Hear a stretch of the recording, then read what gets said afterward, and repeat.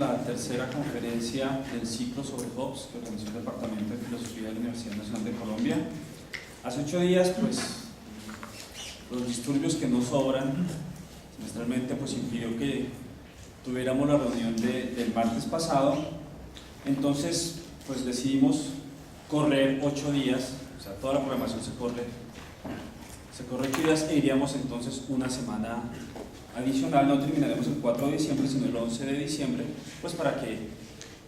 para completar todas las conferencias y no tener que saltarnos ningún día, ¿no? Entonces lo que hacemos bien es, no terminamos el martes 4 de diciembre, sino el martes 11 de diciembre.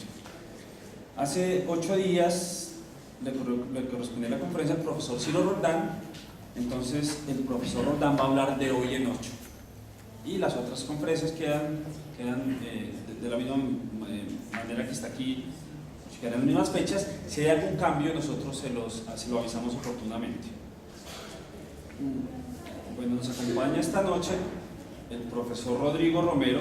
El profesor Romero es profesor titular de la Universidad del Valle, tiene estudios de posgrado en la Universidad de Indiana, Estados Unidos, y se ha dedicado a la filosofía política, principalmente al contractualismo clásico y contemporáneo, y se ha enfocado sobre todo en la obra de Thomas Hobbes y en la obra de Hannah Arendt. Los dejo entonces con el profesor Rodrigo Romero y su conferencia titulada La teoría de la guerra en Hobbes. Bueno, en primera instancia quiero agradecer mucho al Departamento de Filosofía de la Universidad Nacional, los que convocan este especie de curso de extensión, por haberme invitado, por haberme tenido en cuenta, y espero que, digamos, las cosas que vaya a decir susciten la reflexión de ustedes.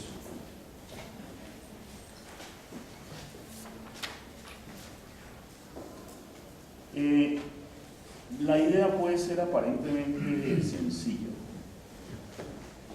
Si no existe un poder común, el Estado, por encima de los ciudadanos, que sea capaz de garantizar su seguridad, lo que existe es una condición caracterizada por ser de guerra de todos contra todos.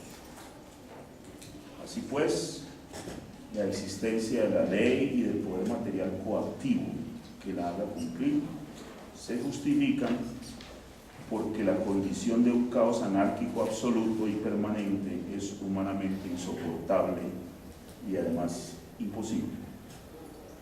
Y ello es así porque los individuos tienen como impulso básico el deseo de preservación de la vida, que rápidamente se convierte en deseo de poder, en el sentido de deseo de dominación sobre los demás, precisamente para poder preservar la vida.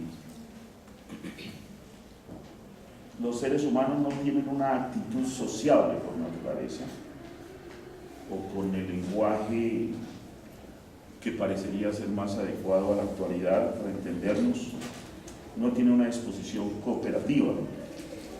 Está centrado en sus propios intereses y pasiones, y las relaciones entre ellos son ante todo instrumentales, lo que explica su derivación hacia el conflicto.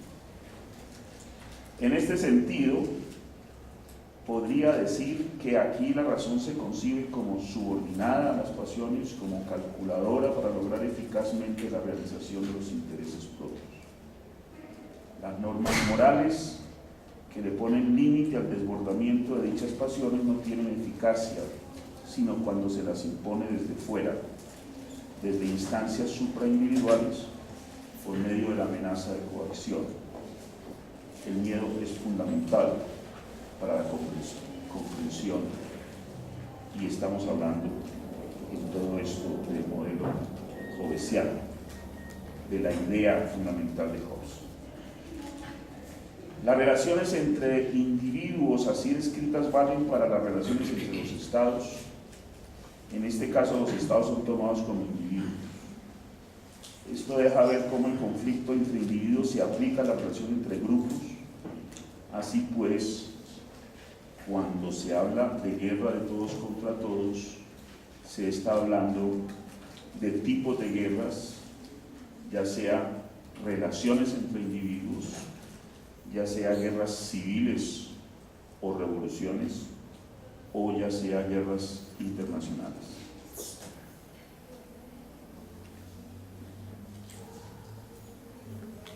La guerra en Hobbes es algo dado, es lo que se da naturalmente. La paz, la convivencia es algo creado, construido por los seres humanos. Es un artificio cristalizado como una entidad visible en el Estado. En el estado de naturaleza, el estado de naturaleza es pues la descripción de la condición del ser humano individual, como también la de la guerra en su sentido propio, tradicional. No hay diferencias. El desarrollo de toda esta serie esta idea, de la cual he hecho algunas afirmaciones, pues le llevó a Hobbes casi toda su vida. Y es el contenido de sus libros fundamentales en la teoría política. Los elementos del derecho natural y político, del ciudadano, pero fundamentalmente del Leviatán. Yo tengo la interpretación o la opción de que el Leviatán no se opone sino que es el desarrollo más acabado de su teoría política, es decir, donde sus argumentos, su argumento fundamental está muchísimo más elaborado.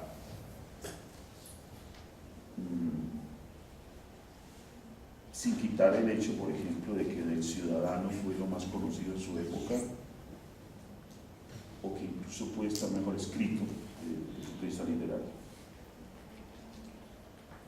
Desde el principio voy a señalar algo, que en contraste con esta visión, se encuentra la visión de las teorías que conciben la existencia de normas morales naturales, que son efectivas o por lo menos tienen algo de efectividad en la situación natural, es decir, independientemente de que se las imponga desde fuera, pues operan como límites del comportamiento humano impulsado por las pasiones y operan como límites independientemente de que exista una instancia externa que garantice ese límite. Bueno, aquí podemos poner el ejemplo de, aunque todas las teorías del estado de naturaleza o que hablen más o menos de eso, pues hay un concepto de conflictividad inicial. Sin embargo, esa conflictividad es mayor o menor, depende de acuerdo con el individuo, el filósofo, por ejemplo Locke, Rousseau o Kant. Podríamos decir que Kant sería la cristalización de esta teoría, es decir, que el ser humano, independientemente de la concepción de estar sometido al Estado, sigue normas morales que son independientes de sus intereses y que es capaz de seguirlas, es capaz de ponerse límites, digámoslo así, independientemente de que se los pongan desde afuera.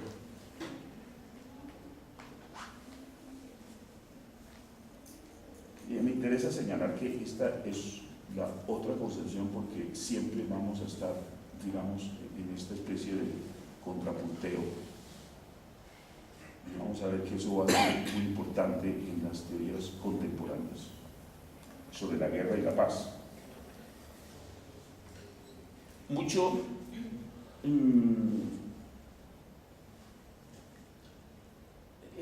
Hobbes es un teórico que se ha vuelto muy actual.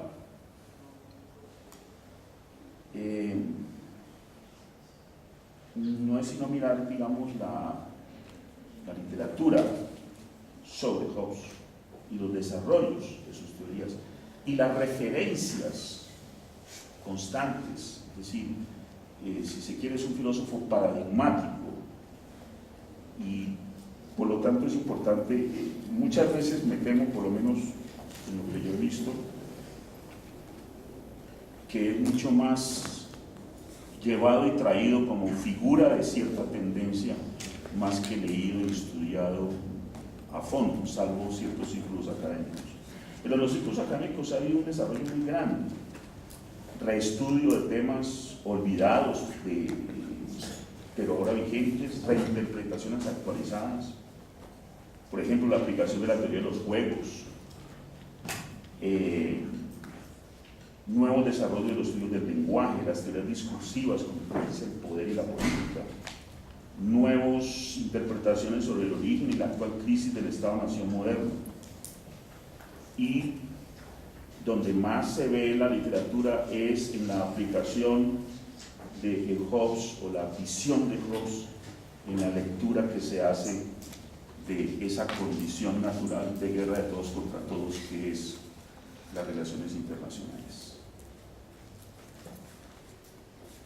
Pero el auge, digamos, editorial que puede incluso constatarse, describirse en número, etcétera, en fechas, no es simplemente moda, porque podría pensarse que en 2001, que fue los 350 años de Leviatán, pues hubo como una especie de renacimiento a propósito de esas conmemoraciones, siempre se dan renacimientos. Pero no solamente es un problema de moda, sino que yo sí creo, y conmigo varios, que la vigencia de Hobbes es impresionante.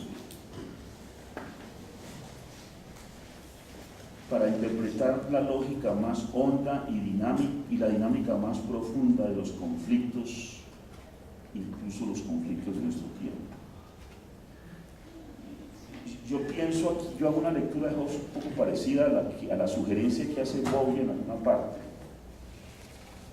cuando habla de los clásicos de la filosofía. Y es que, de alguna manera, el clásico es aquel que, interpretando su propio tiempo, trasciende ese tiempo, porque capta lúcidamente la naturaleza misma de ciertos problemas que todavía siguen siendo esos problemas. Y en ese sentido, Hobbes es un clásico de la filosofía para nuestro tiempo.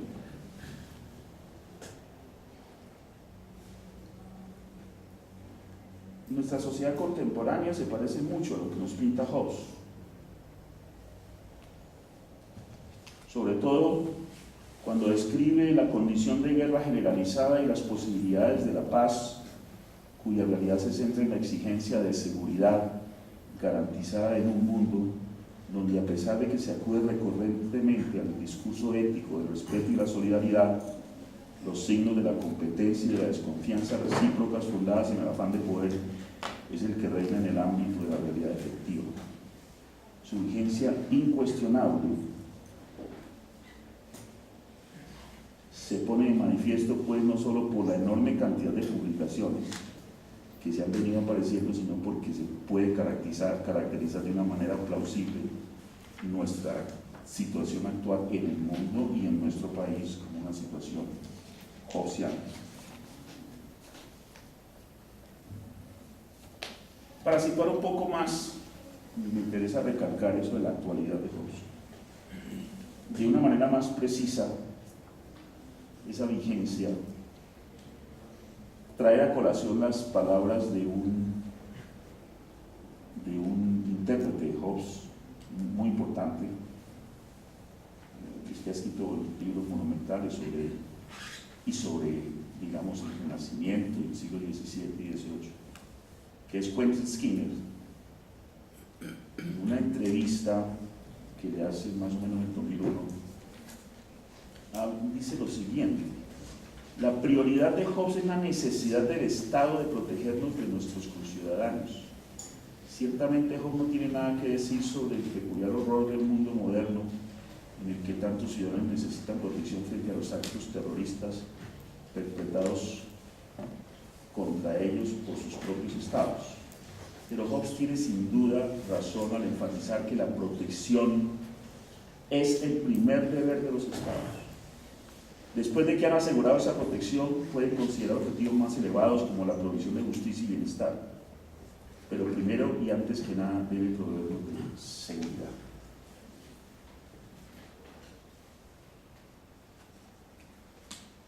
Y en nuestro, digamos, en nuestro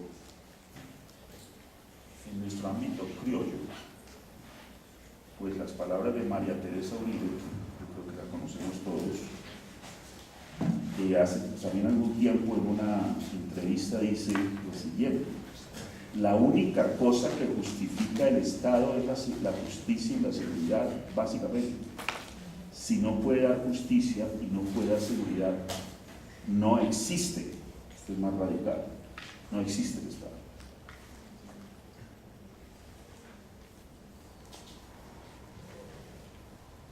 Me interesa este punto.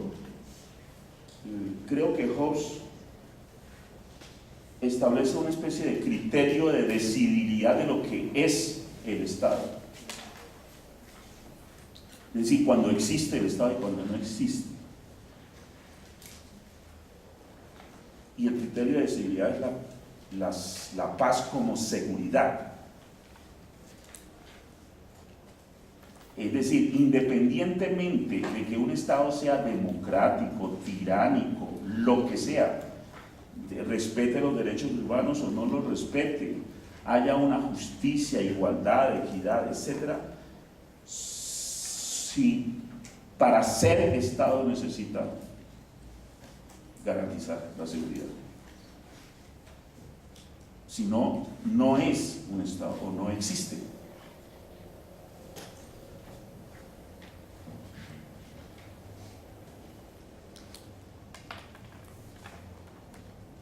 Un Estado, independientemente de cuál sea la forma de su poder, es tal en la medida en que garantice la paz, de tal forma que sus asociados no se invadan y hagan daño unos a otros.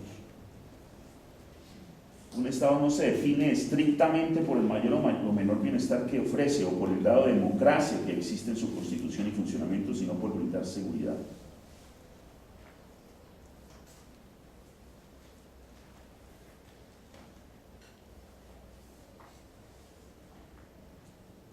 Por lo tanto, fíjense ustedes muy bien que si no existe el Estado, lo que existe es una guerra. El estado naturaleza no es un estado, es una condición inicial de guerra. Y vamos a ver qué es eso después.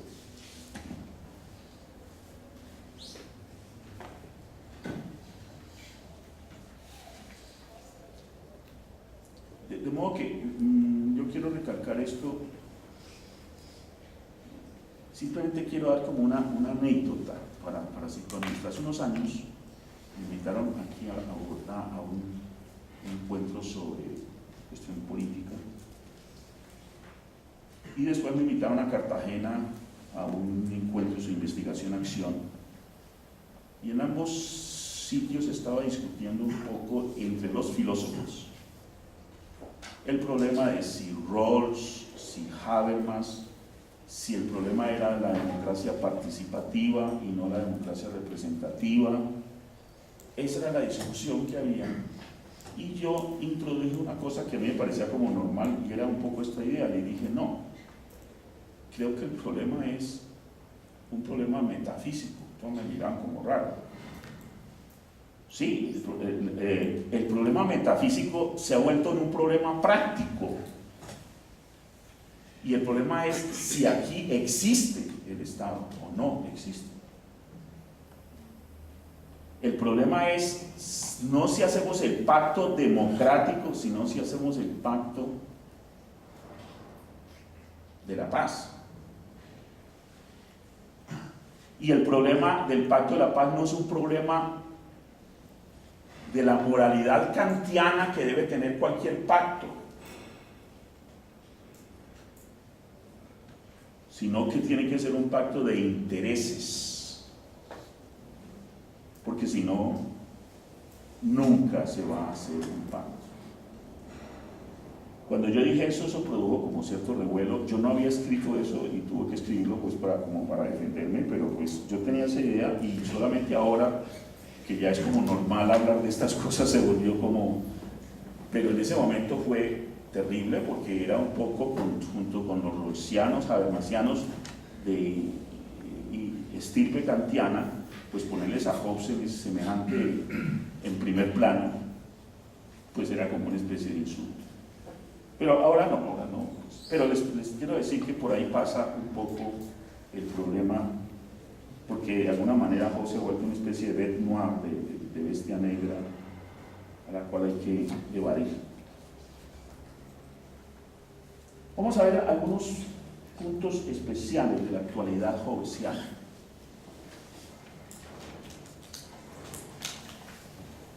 Yo no sé si ustedes han leído un texto muy importante, por lo menos tuvo mucha discusión. Yo estaba en ese momento en Europa cuando salió ese texto y se discutió.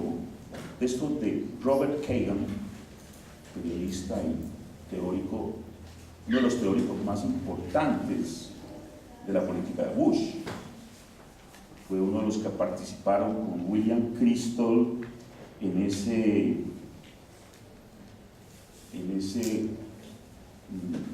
manifiesto que sacan, que se llama Rebuilding American Defenses, reconstruir las defensas de América, que lo produjo una institución que se llama Proyecto por una Nueva América.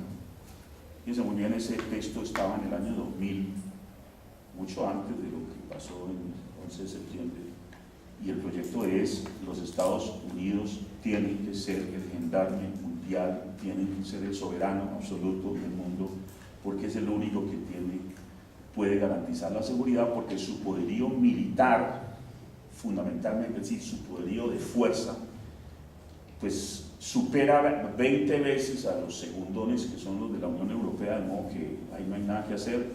Los Estados Unidos son los llamados a... El Robert Kagan está encargado, es un ideólogo de eso. Y es muy importante leer a estas personas, porque esos son los que han asesorado a Wolfowitz, a toda esta gente que ha estado alrededor de Bush. Él escribe un artículo que se llama Poder y Debilidad. Yo creo que algunos lo han leído. Aquí cuando yo leí no se había ni siquiera discutido. Pues bueno, porque aquí se acostumbra a no leer a los oponentes, a los que son desgraciados, a los que... No, es decir, nadie se le ha ocurrido, por ejemplo, pensar que Bush no es un imbécil, sino que hay un proyecto detrás de él, muy grande, y estratégico, de largo alcance. No es, por más imbécil que sea, es que el problema no es que sea imbécil. Tenemos que acordarnos que Hobbes es el primero que nos dice que el soberano puede ser imbécil, pero el soberano, una vez que se le autoriza y representa, es independientemente de que sea imbécil, es una institución. Entonces ya la cosa comienza a funcionar en otro plano. Es el primero que dice eso, por lo menos en la modernidad. Pues en Poder y Debilidad decía, cito algunas palabras de Robert Kagan, dice así: ha llegado el momento de dejar de fingir que Europa y Estados Unidos comparten la misma visión del mundo e incluso que viven en el mismo mundo. En lo que concierne a la esencial cuestión del poder, la eficacia del poder, su moralidad y su conveniencia, lo cierto es que la perspectiva estadounidense diverge hoy de la europea. Europa comienza a alejarse del poder, dicho de otro modo, se está trasladando más allá del poder a un mundo autosuficiente, regido por normas de negociación y de cooperación transnacionales, al tiempo que se adentra en un paraíso poshistórico de paz y relativa prosperidad, en la materialización de lo que Kant bautizó como paz perpetua. En tanto, Estados Unidos sigue enfangado en su propia historia, ejerciendo su poder en un mundo anárquico y hobbesiano, en el que el derecho y los usos internacionales han dejado de merecer la confianza, y donde la verdadera seguridad, la defensa y el fomento de un orden liberal siguen dependiendo de la posesión y el uso del poderío militar.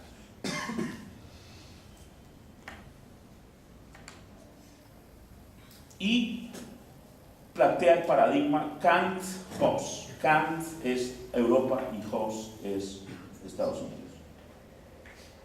que en otro lenguaje Venus es Europa y Marte es Estados Unidos. Y habla de que este discurso fue muy discutido. Este artículo que salió en una revista inglesa, donde él escribe regularmente, y lo entrevistaron y esas cosas, hay mucha literatura sobre eso. Pues Habermas tuvo que levantarse así, como que no ocurría esa cosa. Bueno. Fíjense muy bien que era la pintura de que no se podían entender. Y esto dio la base, fíjense muy bien, para todo el comportamiento de los Estados Unidos y la Unión Europea en términos de lo que fue la guerra de Vietnam.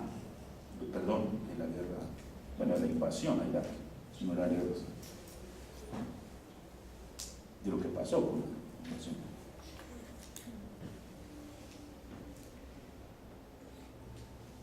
Yo quiero simplemente dejar por ahora esto allí, es decir, cómo Kagan saca a relucir a estos par de filósofos y se vuelve la filosofía un problema, pues la filosofía que siempre está como por allá por las nubes, se vuelve un problema práctico, se vuelve un problema de paradigmas que luchan entre sí, es decir, que la cosa se vuelve así. Con relación a Colombia, para verlo un poco el problema de la actualidad, la referencia, bueno, en Colombia somos más cautelosos porque como Hobbes nos ha enseñado que Hobbes es el diablo, el realista, el que no tiene en cuenta los derechos humanos, el moral, el mecanicista, materialista, bueno, todo lo que se le indica a Hobbes es como especie de insulto. Y entonces, claro, cuidadosamente no había sido Kant, todo el mundo puede hablar de Kant, pues porque es plausible, digamos así. Pero Hobbes no. Siendo que Kant en sus relatos hobbesianos es muchísimo mejor que en sus relatos del delirio moralista. Perdón, digamos por los kantianos aquí.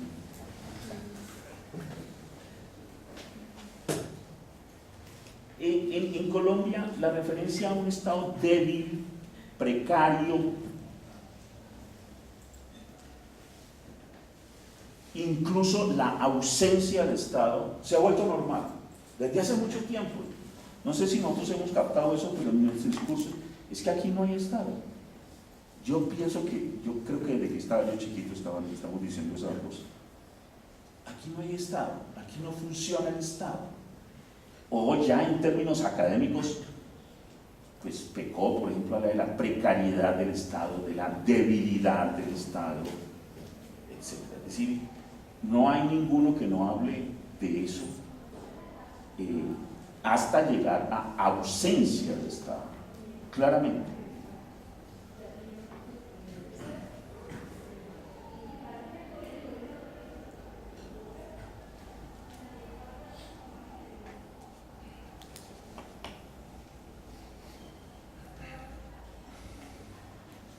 El actual presidente de la República de Colombia, el doctor Álvaro Uribe Vélez, expresa en el discurso de posesión el 7 de agosto de 2002 lo siguiente: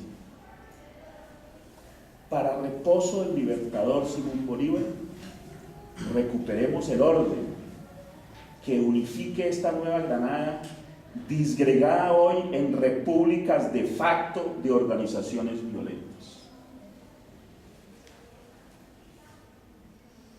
Curioso, ¿no?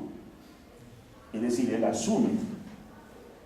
Es decir, podríamos simplemente poner igual estado de naturaleza. Es que ese es el estado de naturaleza. República de facto de organizaciones violentas. Ese es uno de los desarrollos posibles del estado de naturaleza. Es decir, y se dice eso y nosotros nos quedamos impávidos, es porque el discurso es normal, natural. Hablar de la ausencia del Estado, en todo hablar de la debilidad del Estado, de la precariedad del Estado. Explícitamente, sin embargo, se reconoce, fíjense muy bien. Tomo esta cita simplemente por casualidad en el tiempo de febrero 20 de 2000, en donde hay un simposio del tiempo sobre el cogobierno. Y dice: politólogos consultados coinciden al señalar que este fenómeno de cogobernar consiste en la administración compartida mas no pactada del país.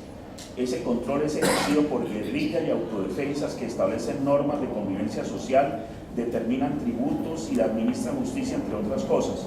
En la mayoría de esas zonas la presencia estatal es formal, pues las instituciones deben ser ante el poder real de estas agrupaciones sustentadas en las armas y en la ausencia de gobierno. Al juicio de los analistas, estos poderes fácticos demuestran una debilidad estructural del Estado colombiano que da legitimidad a esas fuerzas. Puede que no legalidad, pero sí legitimidad. Según estima la Federación Nacional de Municipios, de los 1.833 municipios del país, en medio millar la influencia guerrillera y por encima del poder estatal marca hoy la vida cotidiana. Eso está hecho en el año 2000. Se puede multiplicar estos ejemplos.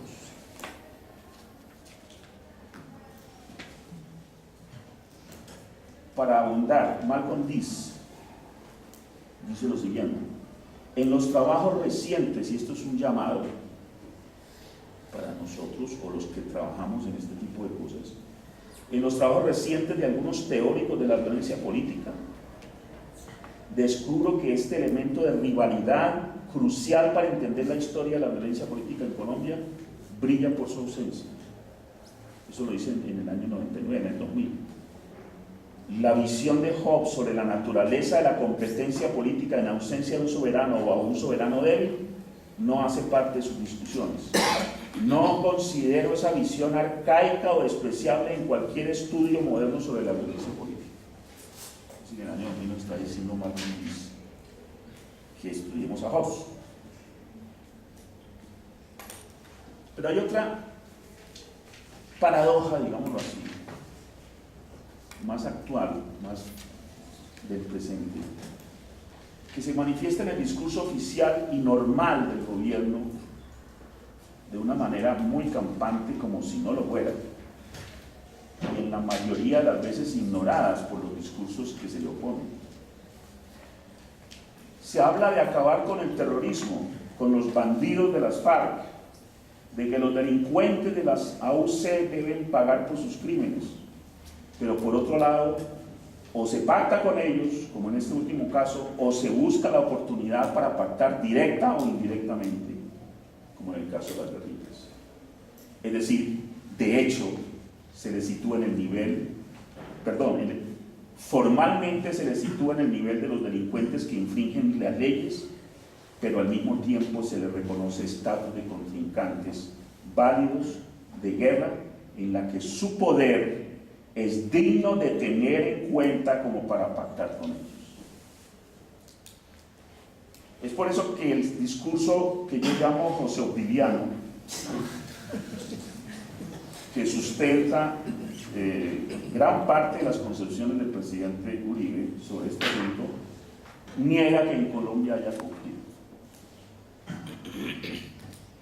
Y yo creo que es lógico que lo tenga que negar. Yo no. ¿Por qué? Porque negar el conflicto significa que el Estado colombiano no es legítimo.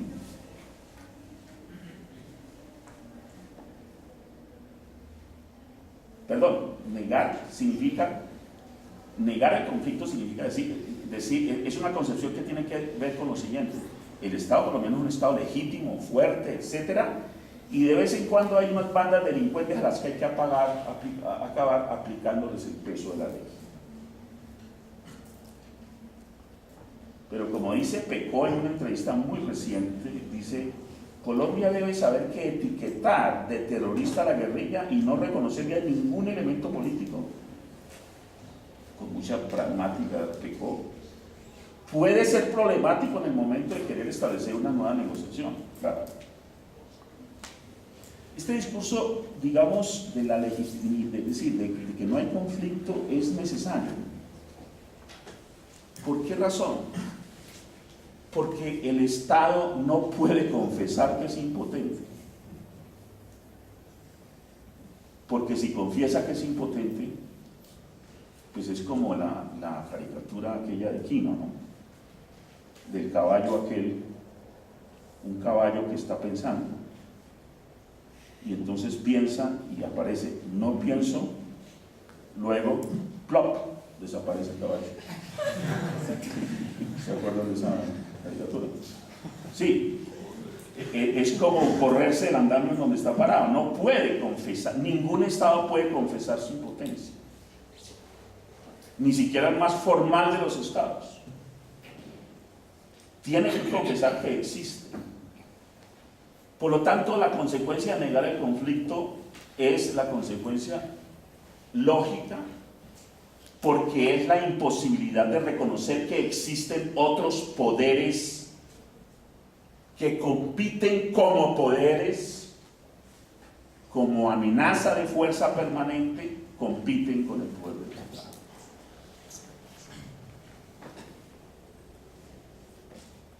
Tiene cierta lógica, digamos, la negación del conflicto. Lo que pasa es que el tipo ha podido pararse más bien, el José Obdulio ha podido pararse más bien a hacer discriminación de diversos tipos de conflicto, cosas de esto, pero digamos, negar el conflicto es negar, y obviamente que la trampa en que entra, en la trampa discursiva, que muchas veces ni siquiera nosotros caemos en cuenta, es esa, ¿no? Los bandidos de las FARC, esos terroristas, hay que acabarlos, hay que peso de la ley, etcétera, etcétera, pero por otro lado hay que negociar con ellos. Entonces se presentan unas paradojas, es decir, las discusiones, fíjense muy bien, las discusiones sobre la ley de justicia y paz, de esa ley de la verdad y reparación, hasta dónde la paz, hasta dónde la justicia, fíjense muy bien que tienen que ver con este problema, ¿cierto? Es decir, hasta qué punto podemos estar negociando en un estado de naturaleza y aceptemos eso, o hasta qué punto se está concibiendo que sí existe el Estado y que está negociando con unos delincuentes. Y por eso la gran dificultad, es decir, es una dificultad muy grande, porque es un discurso doble. Por eso yo digo que lo mejor es adoptar de una vez el modelo hobbesiano de estado de naturaleza para poder plantear las cosas de una manera clara. Pero bueno, eso nos corresponde, digamos, a las especulaciones académicas.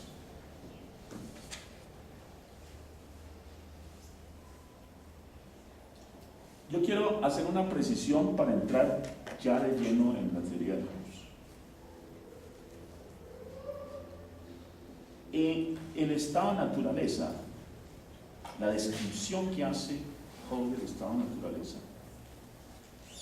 como lo sugiere, por ejemplo, la cita que dice de Malcolm Dees, pues a pesar de que si ustedes leen el capítulo 13, nos vamos a basar en el capítulo 13 de Leviatán, pues el lenguaje es como sencillo, pero realmente lo que está por dentro es de una extraordinaria complejidad, sobre todo porque es muy abstracto, a pesar de que parezca como muy de todos los días, es muy abstracto, porque las situaciones empíricas que corresponden a esa descripción son múltiples y variadas. Fíjense muy bien que Hobbes en el capítulo 17 por allá dice lo siguiente: por lo tanto, aun contando con las leyes de la naturaleza que cada uno observa cuando tiene la voluntad de observarlas y cuando puede hacerlo sin riesgo, si no hay un poder instituido, o ese poder no es suficientemente fuerte para garantizar la seguridad, cada hombre habrá de depender y podrá hacerlo legítimamente de su propia fuerza e ingenio para protegerse de los otros hombres. Es decir, si no hay un Estado, cada uno puede buscar la justicia privada, digamos así, porque no queda de otra manera. Pero cuando dice si no hay un poder instituido o el poder no es suficientemente fuerte, fíjense muy bien que entre que no exista en absoluto un poder instituido o que el poder instituido no sea suficientemente fuerte, pues usted tiene una gama muy grande de situaciones empíricas de estado de naturaleza.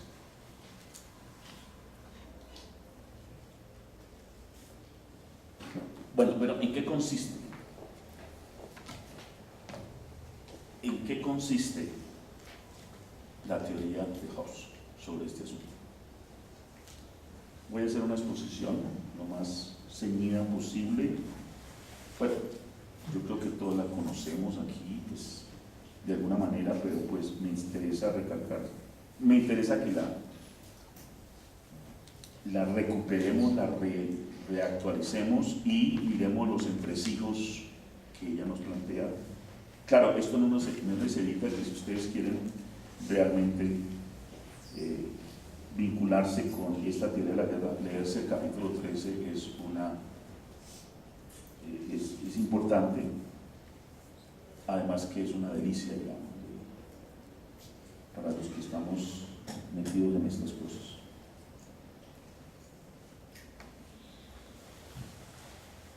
Primero, son como 7 puntos. En la descripción de la condición humana natural están comprendidas las características de las relaciones que se darían entre los seres humanos si su comportamiento no estuviera controlado por una organización política basada en pactos. Ojo, la estructura de la teoría es una estructura hipotética. Esto quiere decir que el estado de naturaleza no está ubicado en una época histórica específica ni en una sociedad concreta. Hobbes señala que ejemplos de esta condición pueden ser algunas tribus indígenas de Norteamérica, la situación de la guerra civil o de los estados políticos y sus relaciones entre sí.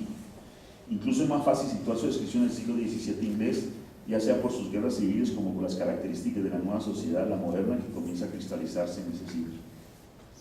En realidad, de verdad, el estado de naturaleza que le interesa a Hobbes es algo más cercano a lo que es la condición de la gente civilizada despojada de un gobierno estable. Así pues, al parecer, lo más generalmente reconocido es que esta descripción tiene el valor cognitivo de un modelo, en un sentido similar al que los físicos o los economistas lo utilizan, no con la pretensión de reproducir las verdaderas características de la condición humana, sino con el fin de esclarecerla, lo que le confiere un alcance muchísimo más amplio. Y es en ese sentido en que comentaristas actuales han retomado en general la teoría contractual, no solamente la de Hobbes. Bueno, Hobbes como modelo de la teoría contractual. Segundo, Hobbes plantea que las personas que viven en un estado de naturaleza sin un poder común que los mantenga atemorizados se encuentran en un estado de guerra de todos contra todos. Es bien importante hacer énfasis aquí en que esta guerra no está definida en términos de lucha efectiva o en términos de actos de violencia, sino como una ampliamente reconocida inclinación a la lucha. Es decir, la guerra no comprende solo los momentos de lucha real, los episodios de violencia. Existe guerra todo el tiempo en que exista la voluntad de confrontación violenta suficientemente declarada y no exista garantía de que se pueda dar la situación contraria. Es decir, cuando hay esa voluntad declarada de confrontación y no hay garantía de que eso se va a detener, esas situaciones de guerra, aunque no se produzca una lucha efectiva en un momento determinado. A esto añade Hobbes que la inseguridad con respecto a la vida y las posesiones es de tal magnitud en esa situación que todos viven en un constante temor de unos con respecto a los otros, lo que les impide el trabajo productivo. Perdón.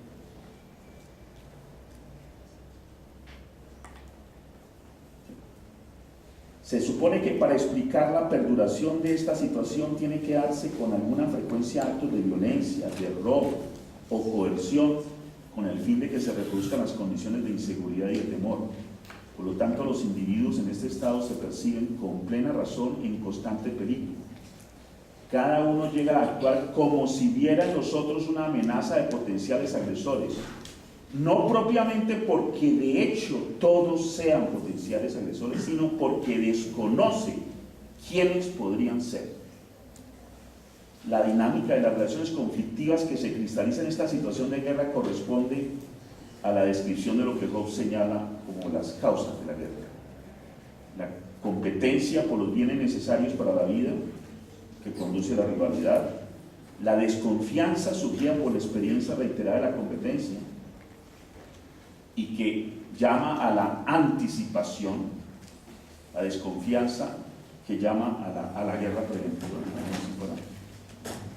Ver que eso es así. Y a que los demás reconozcan que él es superior, lo que se llama el deseo de gloria.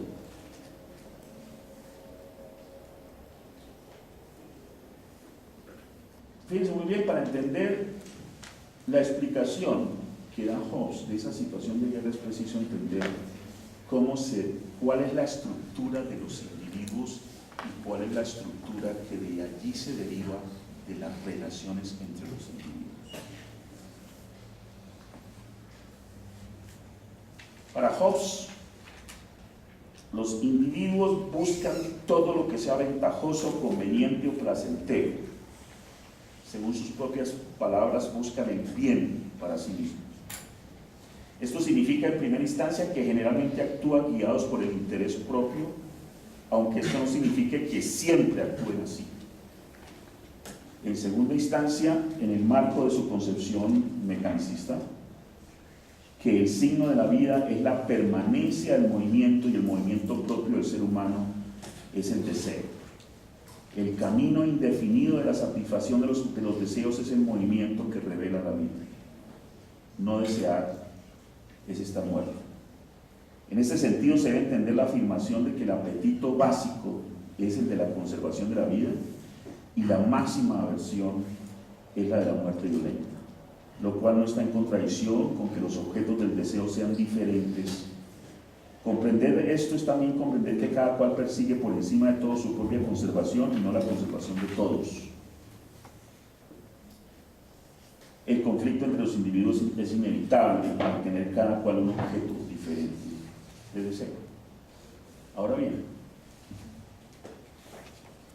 el ser humano, que por la razón y el lenguaje es capaz de prever, calcular y maximizar sus deseos, no se contenta con satisfacerlos cada vez que se le presenten, sino que quiere asegurar ahora, en el presente, el camino a los deseos futuros y por eso desea poder. Es decir, busca poseer los medios o instrumentos para tener dicha garantía. Se da entonces una transformación en el objeto del deseo, de los deseos directos de la experiencia al poder como objeto, es decir, el deseo de los medios para adquirir satisfacciones futuras y de los medios para adquirir y preservar estos medios. Pero hay que tener en cuenta que Hobbes también concibe como dinámica esencial el hecho de que cada ser humano se compara con los demás buscando sobresalir. Por esta razón exige que los demás reconozcan esa superioridad. Busca honor y gloria. Así pues, se produce otra transformación en el interior de la dinámica de las relaciones. El deseo de poder se convierte en deseo de dominio sobre los demás. Este dominio no solo es uno de los poderes instrumentales, sino que es a su vez el objeto hacia el que se movilizan todos los demás poderes. Se puede decir en otras palabras que el principal recurso de poder para un individuo son los demás individuos y por ello cada cual busca poner al servicio de sí los poderes o capacidades y recursos de los demás. Y esta insaciable búsqueda de poder está atada al deseo básico de la preservación de la vida, pero a la vez está íntimamente ligado a la búsqueda de reconocimiento, es decir, a la gloria. Esta doble dimensión del poder se proyecta en la ambivalencia que se manifiesta en las causas de la guerra. Las dos primeras, la rivalidad que proviene de la competencia y la desconfianza que da el ataque, que lanza al ataque como forma de defensa, muestran la racionalidad de la guerra, pues es la preservación de la vida la finalidad. La tercera causa, el deseo de gloria, el orgullo o la vanagloria, ponen de presente su aspecto irracional. La guerra en sí no es en sí irracional, bien al contrario, es racional en la medida en que tiene sus raíces en el deseo de supervivencia. Se vuelve irracional cuando aparece esa dinámica del deseo de reconocimiento o el deseo de gloria. Claro, porque el deseo de que el otro me reconozca a veces es tan superior que el hombre pone en peligro su vida, precisamente por ese deseo de gloria. Y poner el peligro de la vida es irracional porque precisamente el deseo básico es la conservación de la vida.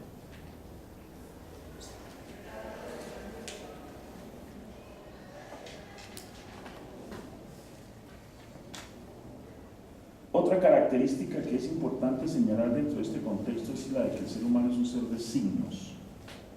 El poder no es para Job fuerza pura, eso es una cosa importante, sino ante todo una estructura de signos reconocidos que son esenciales para su eficacia, son parte sustancial de su definición misma. El hecho de considerar las interacciones en el estado de naturaleza como una permanente intercambio de signos es lo que hace posible que se pueda considerar que la guerra no es un estado de violencia permanente. Esta es solo un aspecto de la guerra, es puntual y es un hecho que aparece ante todo como un signo. Claro, fíjense muy bien, el problema de la guerra es sojuzgar al otro. La destrucción solamente es el signo. Es decir, matar al otro es el signo para sojuzgar. Fíjense, la dinámica del terrorismo es ese, ¿no? Es matar al que está al lado para que el otro tema y mantenerlo a raya. Esa es la dinámica, digamos, de la guerra es vencer sojuzgando y no solamente aniquilar. Las guerras de aniquilación predomina el problema, el asunto irracional. Es preciso observar también que dentro de estas descripciones, como se ha dicho muchas veces, aquí voy a desbaratar eso, Job no está pensando que todos los seres humanos son siempre egocéntricos, es decir, siempre obran por interés propio, por egoísmo, etc. Lo que pasa más bien es que la solidaridad o la benevolencia espontáneas en la condición humana no son suficientes como para poder derivar de ellas bastante confianza, de tal manera que haya la posibilidad de autorregulación general sin necesidad de amenazas de coacción. Ni tampoco existen suficientes motivaciones que no sean autorreferidas, como para establecer de manera general el respeto recíproco como algo hegemónico y preponderante. Es decir, una condición de benevolencia lo suficientemente significativa como para servir de punto de partida en la deducción de la índole esencial de las relaciones humanas. Él no puede partir de la solidaridad o benevolencia porque lo que él se da cuenta es que él no es suficientemente motivante ni fuerte, y la desconfianza es de tal manera que no es una base firme.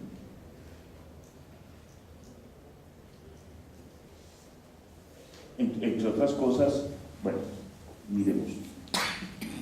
Teniendo en cuenta estas observaciones, se puede hacer una síntesis más o menos del escenario en que se sitúan los individuos humanos en su condición natural. Los seres humanos reunidos sin un poder por encima de todos ellos que los atemorice para no invadirse unos a otros, son igualmente vulnerables. Las diferencias en capacidades y en recursos de poder no permanecen estables, pues los más fuertes pueden ser sometidos por los más débiles asociados. El proceso por el cual entran necesariamente en guerra, dada la naturaleza de su comportamiento, es el siguiente: compiten por los bienes que se suponen son relativamente escasos, y esta escasez significa dos cosas: desde el punto de vista de las necesidades o desde el punto de vista de los deseos. Si dos o más personas necesitan el mismo objeto que no pueden simultáneamente compartir, o cuando desean algo que no quieren compartir aunque no lo necesiten.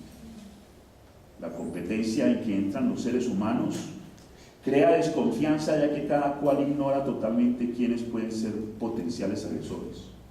Por ello esta desconfianza tiende a generalizarse, aunque los desconfiables fueran unos cuantos, no hay certeza de quiénes sean.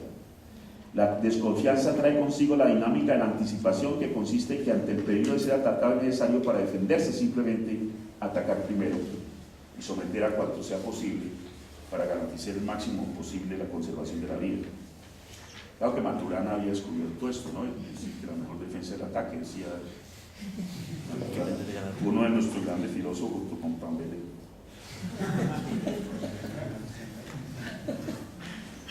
Hasta aquí funciona la lógica regida por la conservación de la vida. Es el terreno del derecho natural, pero además cada individuo busca preponderancia, que los demás se la reconozcan, y para eso se comparan permanentemente. En estas circunstancias, cualquier gesto que se juzgue de menosprecio es motivo de aversión. Nadie quiere aparecer humillado, derrotado o menospreciado. Y solo por el reconocimiento exigido a los otros de su propia valía, está dispuesto a batallar.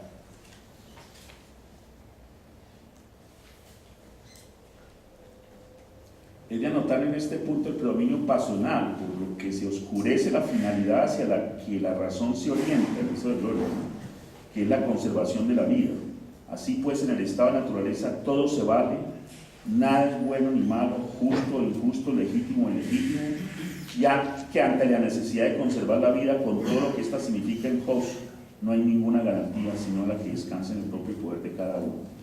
Por esta razón, los individuos tienen la libertad de utilizar todo el poder posible y como sea para garantizar su vida, y como cada cual es el único juez de sus riesgos, cada uno tiene derecho a la más extensa libertad con el fin de utilizar el poder para cualquier cosa, incluso en el cuerpo de los demás, dice. Se forman asociaciones de defensa, pero se supone que no duran, pues la desconfianza creciente lo impide.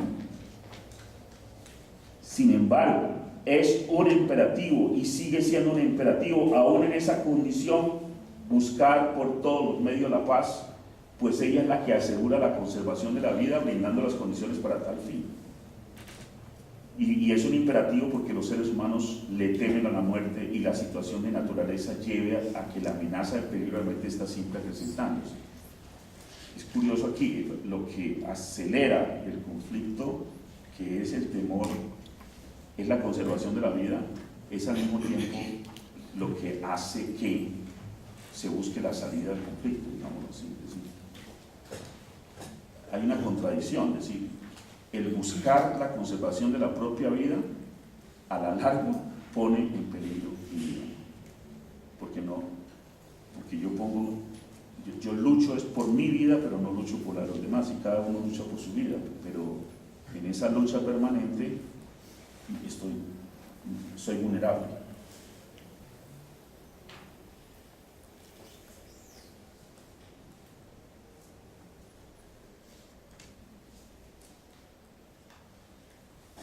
Fíjense muy bien, otro punto que quiero aquí rescatar es que no hay, como en Freud, por ejemplo, en Hobbes, una pulsión agresiva. El ser humano no es agresivo contra el otro, sino que son las circunstancias en que se desarrolla que lo llevan al combate. Es decir, el deseo de poder, etcétera, eso lo lleva ahí, pero no tiene una intención. No hay una pulsión agresiva en sí misma, ¿no? Eso es muy importante, no hay una pulsión de muerte, como diría Freud.